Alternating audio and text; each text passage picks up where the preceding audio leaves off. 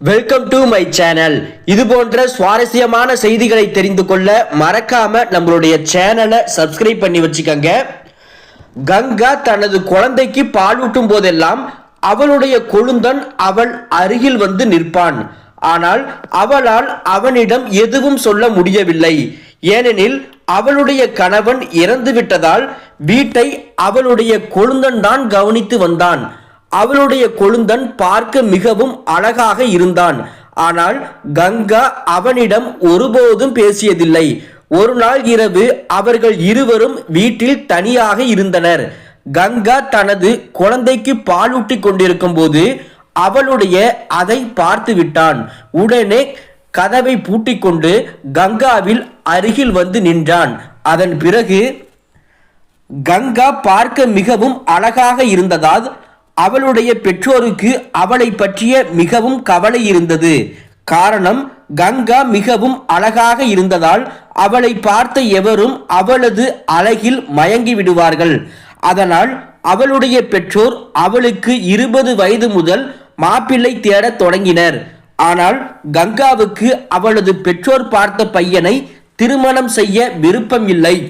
ஏனெனில் அவள் வருண் என்ற பையனை மிகவும் காதலித்தாள். அவள் வருணை காதல் திருமணம் செய்ய விரும்பினாள். வருண் பார்க்க அவ்வளவு அழகாக இல்லை. அதனால் கங்காவின் பெற்றோர் அவளுக்கு ஒரு நல்ல பையனை தேடி வந்தனர். அவளுடைய தந்தையின் சுபாவம் மிகவும் பிடிவாதமானது.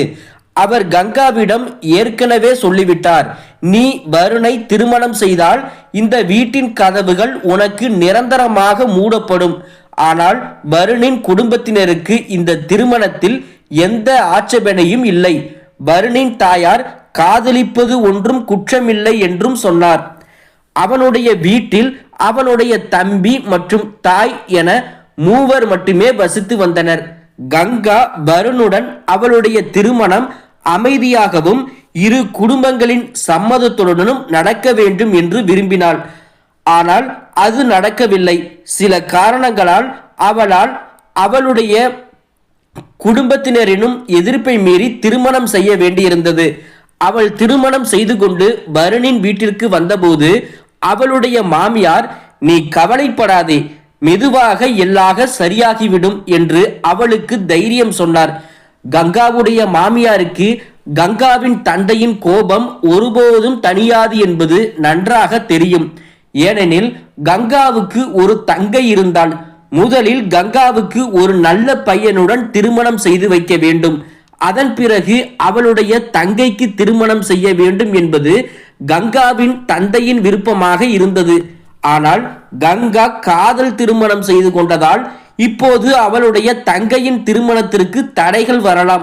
வருணை திருமணம் செய்து அவனுடன் ஒரு மகிழ்ச்சியான வாழ்க்கையை வாழ்வோம் என்று கங்கா நினைத்தாள். ஆனால் அவளுடைய விதி வேறு மாதிரி இருக்கும் என்று அவளுக்கு தெரியாது. கங்கா மற்றும் வருணின் திருமணத்தால் கங்காவின் மாமியார் மிகவும் மகிழ்ச்சியாக இருந்தார். அதனால் அவர் தாங்கள் வீட்டையே பூக்களாலும் மின்விளக்கு சரங்களாலும் அலங்கரித்தார். அந்த வீட்டில் கங்கா மிகவும் சிறப்பாக வரவேற்கப்பட்டாள். ஆனால் உள்ளுக்குள் அவளுக்கு ஒருவித பதற்றம் இருந்தது. திருமணத்திற்கு முன் ஒவ்வொரு பெண்ணின் மனதிலும் மாமியார் வீட்டு ஆட்களின் சுபாவம் எப்படி இருக்குமோ என்ற பயம் இருக்கும். கங்கா தன் குடும்பத்தினரின் எதிர்ப்பை மீறி இந்த திருமணத்தை செய்திருந்தாள். திருமணத்திற்கு முன்பு கங்கா தன் மாமியாரை ஒருமுறை சந்தித்திருக்கிறாள். ஆனால் பிறகு என்ன நடந்தாலும் நல்லதுக்கே நடக்கும் என்று கங்கா தன் மனதை தேற்றிக் கொண்டாள். வருண் ஒரு நடுத்தர வர்க்க குடும்பத்தை சேர்ந்தவனாக இருந்தாலும் கங்கா மாமியார் வீட்டிற்கு சென்றபோது அவளுடைய மாமியாரும் கொழுந்தனும் அவளை மிகவும் அன்புடன் வரவேற்றனர். இப்போது கங்காவும் வருணை திருமணம் செய்ய வேண்டும் என்ற கனவும் நிறைவேறியது. இன்று அவளுடைய திருமணத்தின் முதல் இரவு. ஒவ்வொரு பெண்ணை போலவே கங்காவின் மனதிலும் பல விருப்பங்கள் இருந்தன. இன்று அவளுடைய அந்த விருப்பங்கள் அனைத்தும் நிறைவேறப் போகின்றன. கங்கா தன் அறைக்குள் நுழையும் போது அவளுடைய மாமியார் அவளுடைய கையில் ஒரு கிளாஸ் பாலை கொடுத்து, இது ஒரு சடங்கு, வருண் அறைக்கு வந்ததும் நீங்கள் இருவரும் இந்த பாலை ஒன்றாக குடிக்க வேண்டும் என்று சொன்னார். கங்காவுக்கு தன் மாமியாரின் வார்த்தைகள் புரிந்தது. அதனால் அவள் வெட்கத்துடன் தலையசைச்சு ஒப்புக்கொண்டாள். பிறகு அவள் தன் அறைக்கு சென்றாள்.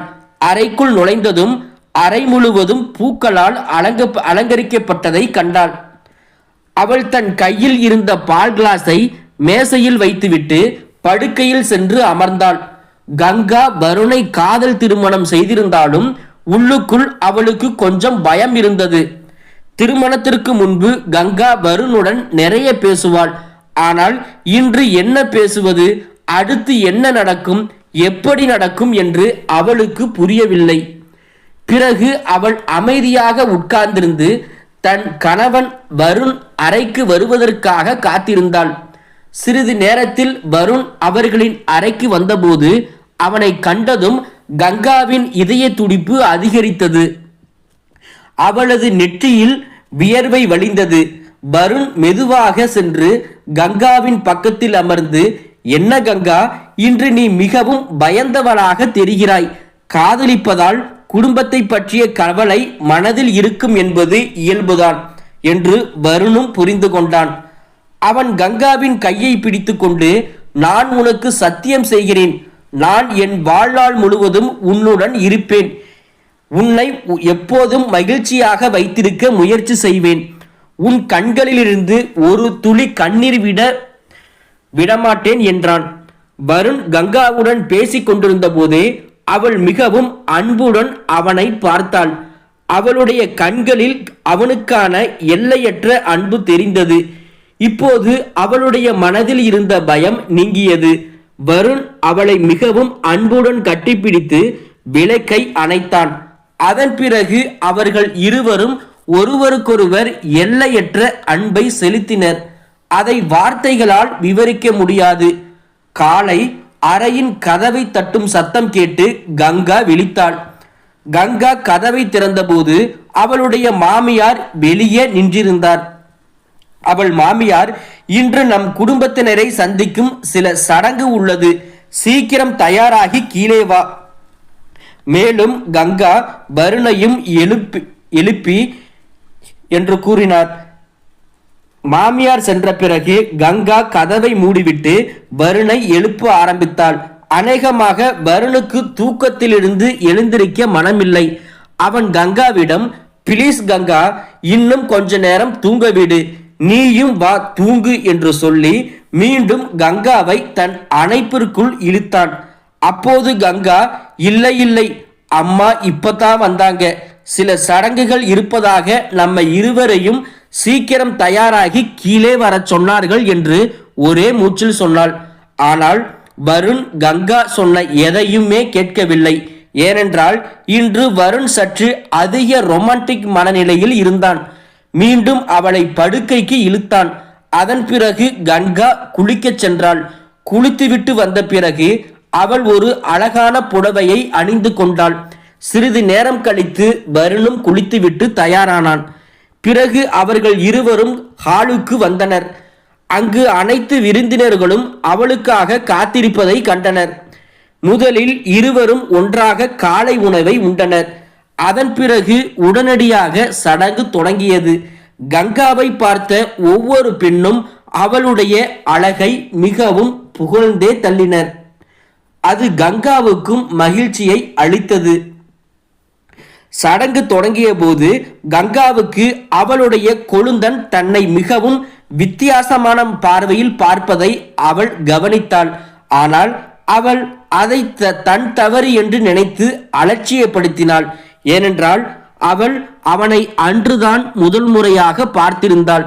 கங்காவுக்கு இன்று மிகவும் பிஸியான நாள். மேலும் அவள் மிகவும் மகிழ்ச்சியாகவும் இருந்தாள். ஏனெனில் திருமணத்தை பற்றி அவள் கண்ட கனவுகள் இன்று நிறைவேறி கொண்டிருந்தன. கங்காவின் மனதில் எப்போதும் ஒரு பயம் இருக்கும். அது அவளுடைய மகிழ்ச்சிக்கு யாருடைய பார்வையும் விழக்கூடாது என்பதுதான். ஆனால் அவளுடைய பயம் உண்மையாகும் என்று அவள் ஒருபோதும் நினைத்ததில்லை. மேலும் அவளுடைய மகிழ்ச்சிக்கு யாரையாவது பார்வைப்படும்படி அவளும் நினைத்ததில்லை. வருண் அலுவலக வேலை காரணமாக அடிக்கடி வேறொரு நகரத்திற்கு செல்ல வேண்டியிருந்தது. எல்லாமே நன்றாக நடந்து கொண்டிருந்தது. திருமணமான 6 மாதங்களுக்கு பிறகு வருண் அலுவலக வேலைக்காக வேறு நகரத்திற்கு சென்றான். அப்போது சாலையில் ஒரு பெரிய விபத்து நடந்தது. அதில் வருண் சம்பவ இடத்திலேயே உயிரிழந்தான். அந்த நாள் கங்காவின் வாழ்க்கையில் ஒரு பயங்கரமான நாள். இந்த செய்தியை கேட்டு கங்கா தன் உணர்வை இழந்தாள். ஏனெனில் இந்த செய்தியை நம்புவது அவளுக்கு மிகவும் கடினமாகவே இருந்தது. மேலும் அவளுடைய கணவன் வருண் இப்போது இந்த உலகில் இல்லை என்பதை அவளால் ஏற்றுக்கொள்ளவே முடியவில்லை. ஏனென்றால் வருண் எப்போதும் கங்காவிடம் இந்த உறவு 7 பிறவிகளுக்கும் தொடரும் என்று சொல்வான்.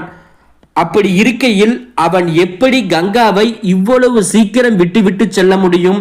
ஆனால் மாலையில் வருணின் உடல் வீட்டிற்கு கொண்டு வரப்பட்ட போது அதை பார்த்து கங்காவின் இதயம் நொறுங்கியது. கங்காவின் மாமியாரும் தன் மகனுக்காக மிகவும் அழுதார்.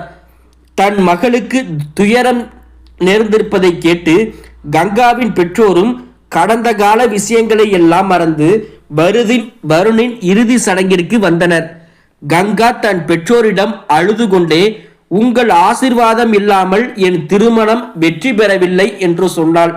அதற்கு அவளுடைய பெற்றோர், இல்லை கங்கா மகளே, பெற்றோர்கள் தாங்கள் குழந்தைகள் மீது எவ்வளவு கோபமாக இருந்தாலும் அவர்கள் தாங்கள் குழந்தைகளுக்கு ஒருபோதும் சாபம் கொடுக்க மாட்டார்கள்.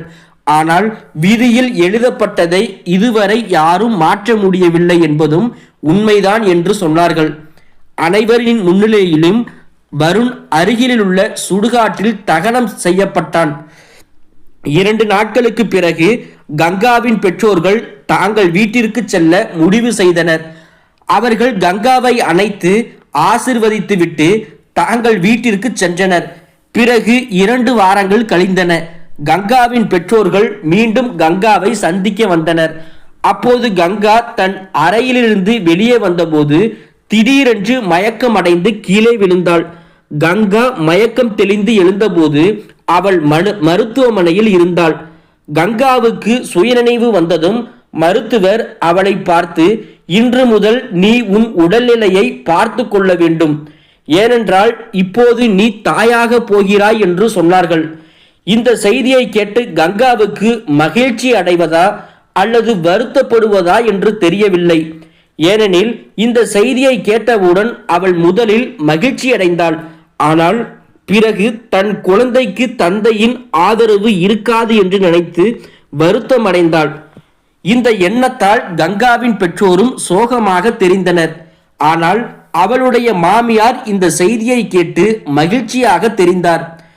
கங்காவின் மாமியார் அவளுக்கு அருகில் வந்து, இந்த குழந்தை என் மகனின் கடைசி அடையாளம் என்று கங்காவிடம் சொன்னாள். இனி நீ உன் உடல்நலத்தையும் நம் குழந்தையையும் நன்றாக பார்த்து கொள்ள வேண்டும் என்று சொன்னார். பிறகு கங்காவை மருத்துவமனையிலிருந்து வீட்டிற்கு அழைத்து வந்தபோது அவளுடைய மாமியார் அவளுக்கு திருஷ்டி கழித்து மீண்டும் ஒரு முறை அவளை வரவேற்றார். இத்தனை நாட்களுக்கு பிறகு மாமியாரின் முகத்தில் புன்னகையை பார்த்த கங்கா உள்ளுக்குள் மிகவும் மகிழ்ச்சி அடைந்தாள். ஆனால் கங்காவின் பெற்றோர்கள் அவளை வீட்டிற்கு அழைத்து செல்ல வந்தபோது அந்த தருணம் துக்கமாக மாறியது. கங்காவின் பெற்றோர் அவளிடம், நீ இன்னும் மிகவும் சிறியவள், உனக்கு முன்பு ஒரு மலை போன்ற வாழ்க்கை உள்ளது, அதை உன்னால் தனியாக கடப்பது மிகவும் கடினம், நீ இந்த கருவை கலைத்துவிடு, நாங்கள் உனக்கு மீண்டும் ஒரு நல்ல குடும்பத்தில் திருமணம் செய்து வைக்கிறோம் என்று சொன்னார்கள். அதை கேட்டு கங்காவின் மாமியாரின் முகம் வாடியது. அவர், இந்த குழந்தை என் மகனின் கடைசி அடையாளம், கங்கா மகளே, நீ கருவை கலைக்காதே என்று சொன்னார். தன் மாமியாரின் மகனின் மீது அன்பை கண்டு கங்காவின் மனதிலும் தன் குழந்தை மீதான அன்பு எழுந்தது. அவள் தன் பெற்றோரிடம், வருண் இல்லாமல் போனாலும் நான் இந்த வீட்டை ஒருபோதும் விட்டு செல்ல மாட்டேன், என் மீதமுள்ள வாழ்க்கையை நான் என் குழந்தையின் ஆதரவுடன் வாழ்வேன் என்று சொன்னாள். கங்காவின் தந்தை அவளிடம் கோபமாக, உனக்கு மிகவும் குறைவான வயது, ஒரு சிறிய குழந்தையை தனியாக வளர்ப்பது ஒரு பெண்ணுக்கு மிகவும் கடினம். எதிர்காலத்தில் இந்த குழந்தையின் கல்வி மற்றும் செலவுகள் அனைத்தையும் நீ தனியாக எப்படி கவனித்துக் கொள்வாய் என்று கேட்டார். அதை கேட்ட கங்காவின் மாமியார், சம்மந்தி, அதை பற்றி நீங்கள் கவலைப்பட வேண்டாம். இந்த குழந்தை இந்த உலகத்திற்கு வந்தால் நான் என் இளைய மகனை கங்காவுடன் திருமணம் செய்து வைக்கிறேன் என்று சொன்னார். அதை கேட்டு கங்கா மிகவும் ஆச்சரியத்துடன் தன் மாமியாரை பார்த்தாள். அவளுடைய வாழ்க்கை அவளை இந்த நிலைக்கு கொண்டு வந்து விடும் என்று அவள் ஒருபோதும் நினைத்ததில்லை. இப்போது அவளுக்கு இதை தவிர வேறு வழியும் இல்லை. ஆனால் இதை கேட்ட கங்காவின் பெற்றோர்கள் திருப்தியடைந்து, சரி, கங்காவுக்கு உங்கள் இளைய மகனுடன் திருமணம் நடந்தால் எங்களுக்கு எந்த பிரச்சனையும் இல்லை என்று சொன்னார்கள். அப்படி சொல்லி கங்காவின் பெற்றோர்கள் கங்காவை ஆசீர்வதித்துவிட்டு தாங்கள் வீட்டிற்கு சென்றனர். கங்காவும் அமைதியாக தன் அறைக்கு சென்று தன் கணவனை நினைத்து, இன்று அவர் உயிரோடு இருந்திருந்தால் நம் குழந்தையின் செய்தியை கேட்டு எவ்வளவு மகிழ்ச்சி அடைந்திருப்பார் என்று நினைத்தாள். ஆனால் அவளுடைய விதியில் இப்படி ஒன்று எழுதப்பட்டிருக்கும் என்று அவளும் ஒருபோதும் நினைத்ததில்லை. இப்போது தன் குழந்தைக்காக வாழ வேண்டும் என்று நினைத்து கங்கா தன்னைத்தானே அதிகம் கவனித்துக் கொள்ள ஆரம்பித்தாள். கங்கா நல்ல சத்தான உணவை சாப்பிட ஆரம்பித்தாள். தன்னை ஃபிட்டாக வைத்துக் கொள்ள உடற்பயிற்சியும் செய்ய ஆரம்பித்தாள். கங்காவின் கணவனின் இறப்புக்கு பிறகு இப்போது அவளுடைய கொழுந்தன் வீட்டின் செலவுகளை கவனித்துக் கொண்டான். அவன் ஒரு பெரிய பன்னாட்டு நிறுவனத்தில் வேலை செய்து கொண்டு வந்தான். அவனுடைய சம்பளமும் மிகவும் அதிகமாக இருந்தது. கங்கா அவனுடன் அதிகம் பேசியதில்லை. ஏனென்றால் அவன் எப்போதும் தன் வேலையில் பிஸியாக இருப்பான். தன் கொழுந்தனை பார்த்தால் கங்காவின் மனதில் அடிக்கடி ஒரே கேள்வி எழும், நிஜமாகவே என் கொழுந்தன் என்னை திருமணம் செய்து கொள்வானா? ஆனால் கங்காவின் மனதில் இப்போது அவனை குறித்த எந்த உணர்வும் இல்லை. அவள் தன் குழந்தைக்காக மட்டுமே இந்த திருமணத்தை செய்து கொள்ள சம்மதித்தாள். கர்ப்ப காலத்தில் கங்காவின் மாமியார் இரவு பகல் பாராமல் அவளை பார்த்து கொண்டார். கங்காவை எந்த வீட்டு வேலையும் செய்ய விடவில்லை. இப்படியே 9 மாதங்கள் கடந்து கங்காவுக்கு பிரசவ நாள் வந்தது.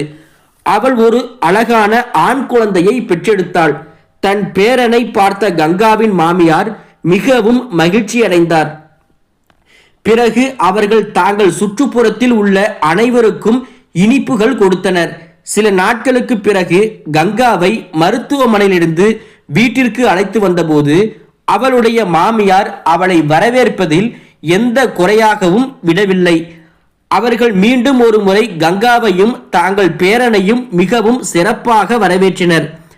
பேரன் பிறந்த மகிழ்ச்சியில் கங்காவின் பெற்றோரும் அவளை பார்க்க வந்தனர். அவர்கள் கங்காவுக்கும் அவளுடைய குழந்தைக்கும் நிறைய துணிகள் மற்றும் விளையாட்டு பொருட்களை வாங்கி வந்தனர். அதை பார்த்த கங்காவுக்கு மிகவும் மகிழ்ச்சியாக இருந்தது. அதே சமயம் அவள் வருணை நினைத்து வருந்தினாள். இன்று வருண் இருந்திருந்தால் அவனும் தன் குழந்தைக்காக நிறைய துணிகளும் விளையாட்டு பொருட்களும் வாங்கி வந்திருப்பான் என்று நினைத்தாள். இப்படி நினைத்து கொண்டிருக்கும் போதே கங்காவின் கண்களில் கண்ணீர் வர ஆரம்பித்தது. கங்காவின் பெற்றோர் கங்காவின் மாமியாரிடம், இப்போது கங்காவுக்கு பிரசவம் ஆகிவிட்டது. நீங்கள் சொன்னபடி உங்கள் இளைய மகனுக்கு கங்காவுடன் திருமணம் செய்து வையுங்கள் என்று சொன்னார்கள். அதை கேட்ட கங்காவின் மாமியார், நீங்கள் அதை பற்றி கவலைப்பட வேண்டாம். எனக்கு கொடுத்த வாக்கு நினைவில் இருக்கிறது.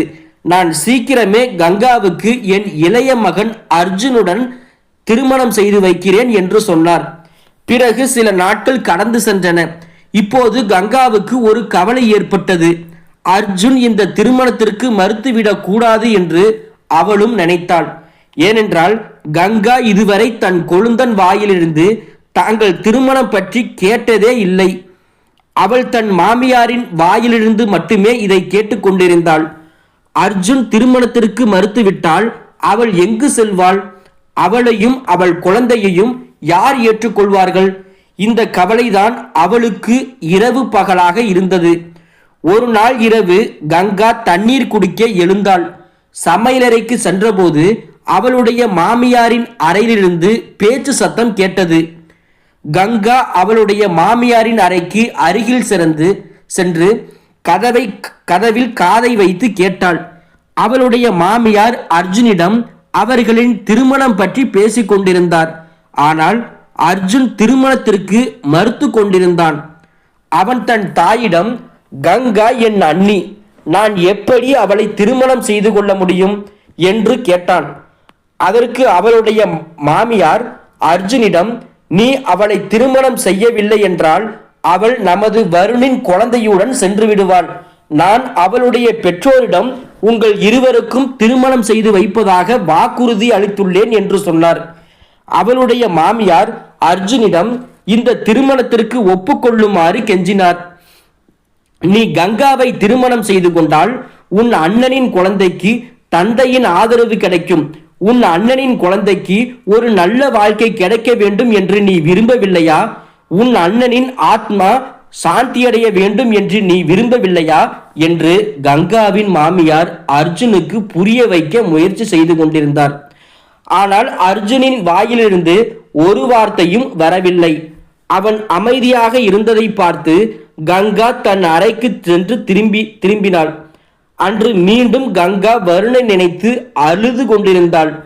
தன் வாழ்க்கையில் பிரச்சனைகள் மட்டுமே எழுதப்பட்டிருக்கின்றன என்று நினைத்து அவள் மிகவும் வருந்தினாள். கங்கா தன் வாழ்க்கையை பற்றி நிறைய கனவுகளை கண்டிருந்தாள். ஆனால் அந்த கனவுகள் நிறைவேறுவதற்கு முன்பே அழிந்து விட்டன. இப்போது அவள் தன் குழந்தையுடன் எங்கு செல்வாள்? அவளையும் அவள் குழந்தையையும் யார் ஏற்றுக்கொள்வார்கள் என்று நினைத்து அழுது கொண்டே தூங்கி போனாள்.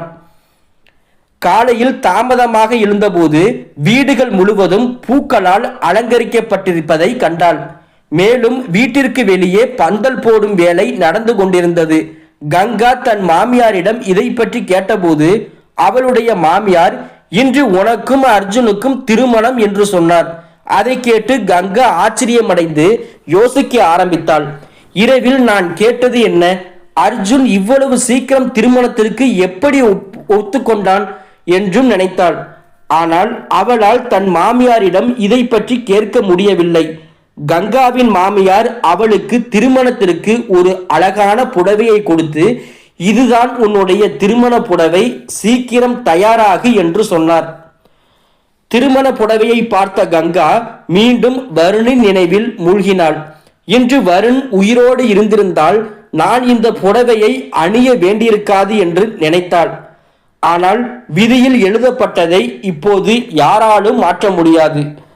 கங்கா இரண்டாவது முறையாக இந்த புடவையை அணிந்து கொண்டிருந்தாள்.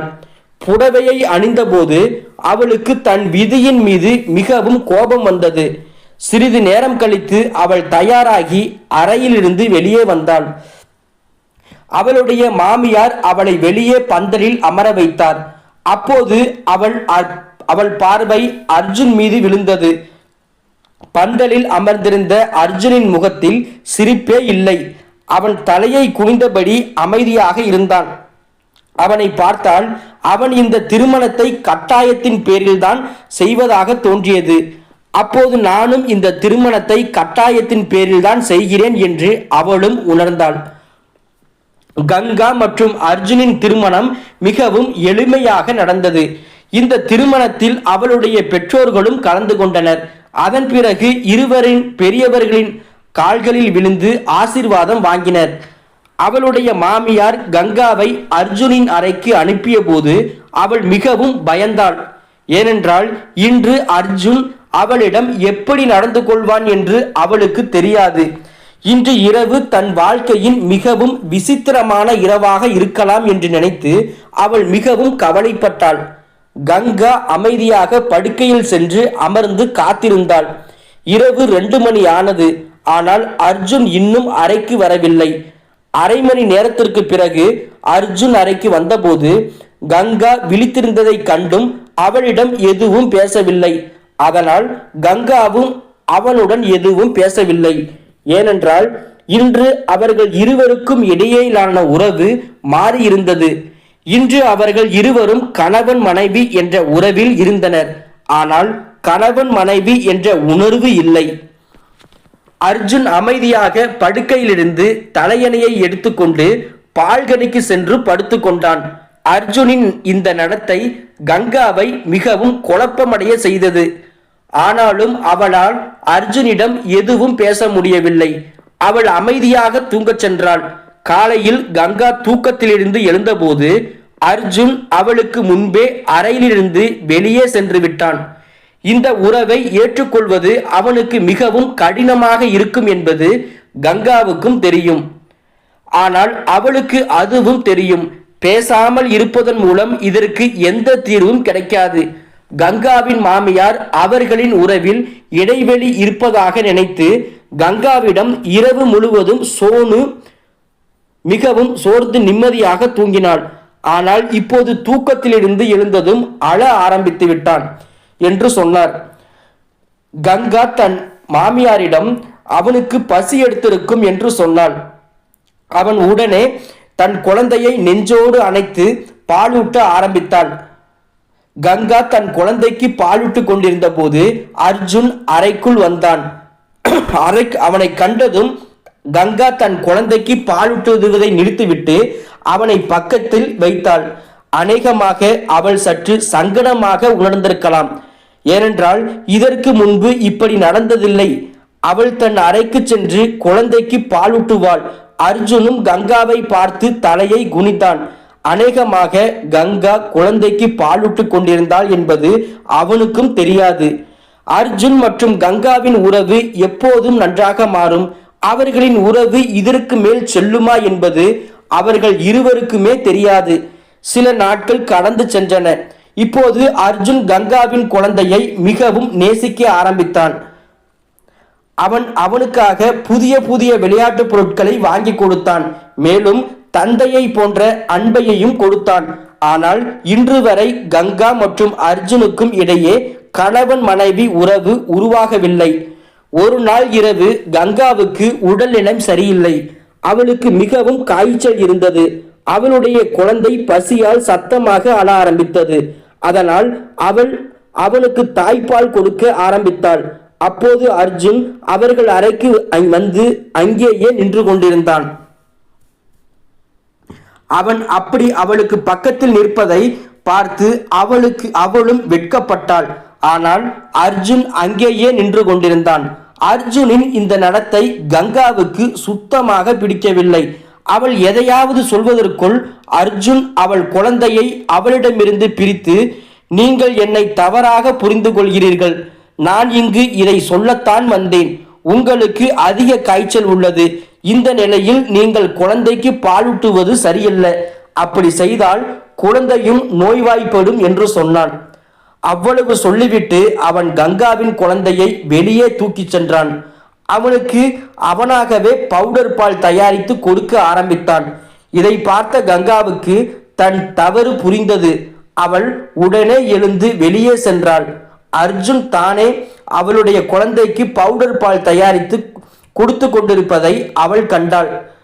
கங்கா மன்னிப்பு கேட்க அவனுக்கு பக்கத்தில் சென்றபோது அவன் கோபத்துடன் எழுந்து அங்கிருந்து சென்று விட்டான். கங்கா மற்றும் அர்ஜுனுக்கு இடையிலான உறவு குறைய எந்த அறிகுறியும் தெரியவில்லை. ஆனால் இன்று அர்ஜுன் செயலிலிருந்து அவன் தன் குழந்தையை மிகவும் நேசிக்கிறான் என்பதை கங்காவும் புரிந்து கொண்டாள். அர்ஜுன் மற்றும் கங்காவின் திருமணத்திற்கு 1 மாதம் கடந்திருந்தது. ஆனால் அவர்கள் இருவரும் ஒரே அறையில் இருந்தும் தனித்தனியாக தூங்கினார்கள்.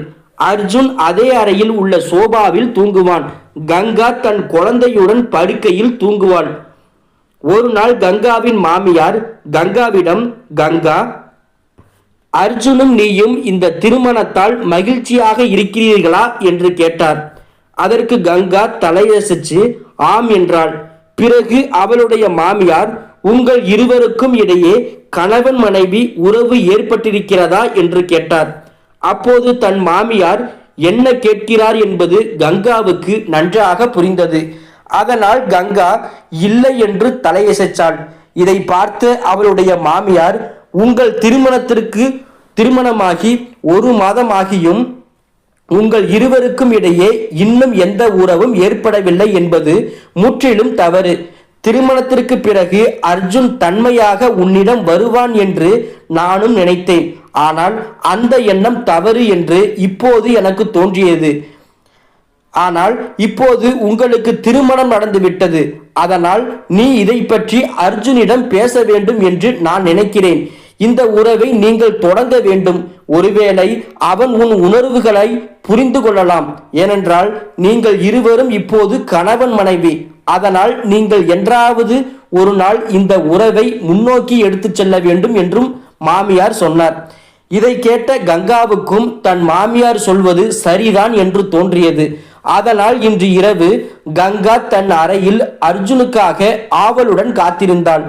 அர்ஜுன் அறைக்கு வந்தபோது கங்கா அவனுக்காக காத்திருப்பதை பார்த்து ஆச்சரியப்பட்டான். கங்கா அர்ஜுனிடம், நான் உங்களிடம் ஒரு முக்கியமான விஷயம் பேச வேண்டும் என்று சொன்னாள். அதை கேட்ட அவன், சொல்லுங்கள், நான் கேட்கிறேன் என்று சொன்னான்.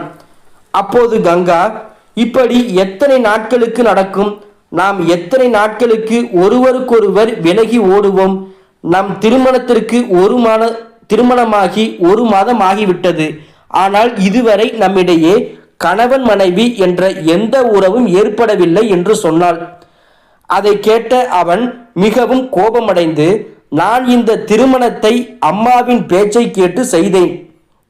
நீங்கள் குழந்தையை என் அம்மாவிடமிருந்து பிரித்து செல்லக்கூடாது என்பதற்காகவே என்று சொன்னான். கங்கா அர்ஜுனின் கையை பிடித்து அவனுக்கு புரிய வைக்க மிகவும் முயற்சி செய்தாள். ஆனால் அவள் கையை உதறிவிட்டு, மீண்டும் ஒருபோதும் என்னை தொட முயற்சி செய்யாதீர்கள். நான் இந்த திருமணத்தை என் அண்ணனின் குழந்தைக்காகவே செய்துள்ளேன். அதன் மூலம் அவனுக்கு தந்தையின் அன்பை கொடுக்க முடியும். இந்த உறவை என்னால் ஒருபோதும் இதற்கு மேல் கொண்டு செல்ல முடியாது என்று சொன்னான். அப்படி சொல்லிவிட்டு அர்ஜுன் கோபமாக அறையிலிருந்து வெளியே சென்று விட்டான். அப்போது அவனுடைய தாய் அவனுடைய கையை பிடித்து மீண்டும் அறைக்குள் அழைத்து வந்தார். ஏனென்றால் அர்ஜுனும் கங்காவும் பேசிக் கொண்டிருந்த போது கங்காவின் மாமியார் வெளியே நின்று எல்லாவற்றையும் கேட்டுக்கொண்டிருந்தார். கங்காவின் கண்களிலிருந்து கண்ணீர் வழிந்தது. தன் வாழ்க்கை தன்னை இந்த நிலைக்கு கொண்டு வந்து விட்டது என்று அவளும் நினைத்தாள். பிறகு அவள் தன் கண்ணீரை துடைத்துவிட்டு இனி இந்த வீட்டில் இருக்க மாட்டேன் என்றும் முடிவெடுத்தாள். அவள் அர்ஜுனிடமிருந்து விவாகரத்து பெற்று அவனை கைவிட்டு விட்டு தன் பெற்றோர் வீட்டிற்கு செல்வாள். தன் முடிவினால் தன் வாழ்க்கையில் பல பிரச்சனைகள் ஏற்படும் என்பது கங்காவுக்கும் தெரியும். ஆனால் இப்போது அவள் ஒவ்வொரு பிரச்சனையையும் எதிர்கொள்ள தயாராக இருந்தாள். அப்போது இரவு 2 மணி ஆகியிருந்தது. அர்ஜுன் அறைக்குள் வந்தபோது கங்கா அவனிடம், நாளை நாம் இருவரும் விவாகரத்து பெற்றுக்கொள்வோம். இந்த கட்டாயத்திலிருந்து உங்களுக்கு விடுதலை கிடைக்கும். மேலும் நான் என் குழந்தையின் பாரத்தை உங்கள் மீது சுமத்த விரும்பவில்லை என்று சொன்னாள்.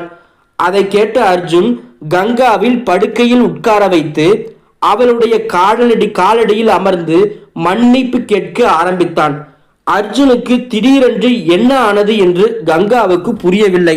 அப்போது கங்கா அர்ஜுனுக்கு பின்னால் தன் மாமியார் நிற்பதை பார்த்தாள். கங்காவின் மாமியாரும் கைகூப்பி கங்காவிடம் மன்னிப்பு கேட்டு, கங்கா மகளே, அர்ஜுனுக்கு கடைசி ஒரு வாய்ப்பு கூடு என்று சொன்னார். அர்ஜுன் கங்காவின் கையை பிடித்து, கங்கா, என்னை மன்னித்து விடு. இதுவரை நான் உன்னிடம் நடந்து கொண்ட விதத்திற்கு நீ என் அண்ணனின் மனைவி மற்றும் என் அண்ணி என்பது உனக்கும் தெரியும். அதனால்தான் என்னால் உன்னை மனைவியாக ஏற்றுக்கொள்ள என் மனதை சம்மதிக்க வைக்க முடியவில்லை. இனி நான் இந்த உறவை முன்னோக்கி எடுத்துச் செல்ல என்னால் முடிந்தவரை முயற்சி செய்வேன். ஒருவேளை அதற்கு எனக்கு கொஞ்சம் நேரம் தேவைப்படலாம் என்று சொன்னான். இன்று அர்ஜுனின் கண்களில் கண்ணீர் வந்தது. அவன் தன் அண்ணனை நினைத்து, இன்று அண்ணன் இருந்திருந்தால் இந்த பிரச்சனைகள் எதுவும் ஏற்பட்டிருக்காது. மேலும் நாம் நம் வாழ்க்கையில் மகிழ்ச்சியாக இருந்திருப்போம் என்று சொன்னான். வருணின் பெயரை கேட்டதும் கங்காவின் கண்களில் கண்ணீர் வந்தது. அவள் அர்ஜுனிடம், சரி, நான் உங்களுக்கு ஒரு வாய்ப்பு நிச்சயம் தருகிறேன். ஆனால் நாம் கணவன் மனைவி உறவை ஏற்றுக்கொள்ளும் வரை, அதுவரை நாம் நண்பர்களாக இருக்கலாம். ஏனென்றால் நாம் ஒருவருக்கொருவர் பேசாமல் இருந்தால் ஒருவருக்கொருவர் புரிந்து கொள்ள முடியாது. நாம் பேசாமல் இருப்பதால் நமக்குள் ஒரு சுவர் எழுந்து விட்டது என்று சொன்னாள். அப்போது கங்காவின் மாமியார் முன்னே வந்து கங்காவின் நெற்றியில் முத்தமிட்டு, மகளே, நீங்கள் இருவரும் கணவன் மனைவி உறவில் முன்னேறி மகிழ்ச்சியாக இருங்கள். இதைவிட வேறு என்ன வேண்டும்? என் குழந்தைகள் மகிழ்ச்சியாக இருக்க வேண்டும், அவ்வளவுதான். இதைவிட என் வாழ்க்கையில் எனக்கு எதுவும் வேண்டாம் என்று சொன்னார். அதன் பிறகு கங்காவின் மாமியார் அவர்களின் அறையிலிருந்து வெளியே வந்தார். அர்ஜுன் மற்றும் கங்காவும் தாங்கள் அறையில் தூங்கினார்கள். இப்போது அர்ஜுனின் நடத்தை நாளுக்கு நாள் மாறிக்கொண்டிருந்தது. அவர்கள் இருவரும் ஒருவருக்கொருவர் பேசவும் ஆரம்பித்தனர். சீக்கிரமே கங்கா மற்றும் அர்ஜுனுக்கு இடையிலான தூரம் குறைந்தது. இப்போது அவர்கள் இருவரும் மெதுவாக ஒருவருக்கொருவர் நெருங்கி வந்தனர். ஒரு நாள் அர்ஜுன் கங்காவை வெளியே அழைத்து சென்றான். கங்கா முதல் முறையாக அர்ஜுனுடன் அவனுடைய பைக்கில் வெளியே சென்றான். அன்று பைக்கில் சில சமயம் பைக்கை மெதுவாக ஓட்டுவான், சில சமயம் வேகமாக பிரேக் போடுவான். வேகத்தில் இருக்கும்போது அர்ஜுன் பிரேக் போடும்போது அவர்கள் இருவருக்கும் இடையிலான தூரம் குறைந்தது. கங்கா அவனுக்கும் நெருக்கமாக வந்தாள். கங்காவின் பார்வை பைக்கின் கண்ணாடியில் விழுந்தபோது அவளுக்கு அர்ஜுனின் முகத்தில் ஒரு குறும்பு சிரிப்பு தெரிந்தது. அவன் இதை வேண்டுமென்றே செய்கிறான் என்பதை அவளும் புரிந்து கொண்டாள். இப்போது கங்காவும் அவனை பின்னால் இருந்து இறுக்கமாக பிடித்து கொண்டாள். அப்போது அர்ஜுனின் முகத்தில் ஒரு வித்தியாசமான மகிழ்ச்சி பரவியது. மாலையில் அவர்கள் இருவரும் வீட்டிற்கு திரும்பிய போது கங்கா வீட்டிற்குள் ஓடிச் சென்றாள். அவளும் பார்த்தாள், வீட்டில் யாரும் இல்லை. கங்காவுக்கு தன் குழந்தையை பற்றி கவலை ஏற்பட்டது. அர்ஜுன் அவளை பின்னால் இருந்து அழைத்தான். அர்ஜுன் அவளுக்கு பக்கத்தில் வந்ததும் கங்கா அவனிடம், என் குழந்தை எங்கே, அத்தை எங்கே என்று கேட்டாள். அதற்கு அர்ஜுன், நீ அவர்களை பற்றி கவலைப்படாதே, அவர்கள் இருவரும் அத்தை வீட்டிற்கு சென்றுள்ளனர். நாளை காலை வரை திரும்பி வந்து விடுவார்கள் என்று சொன்னான். அதன் பிறகு அர்ஜுன் கங்காவை அவர்களின் அறைக்கு அழைத்து சென்றான். அறையில் கதவை திறந்ததும் அறை முழுவதும் பூக்களால் அலங்கரிக்கப்பட்டதை கண்டு கங்காவும் ஆச்சரியமடைந்தாள். அவளும் மகிழ்ச்சியாக இருந்தாள். ஏனெனில் அவளுடைய அறை திருமண இரவில் இருந்ததை போலவே அலங்கரிக்கப்பட்டிருந்தது.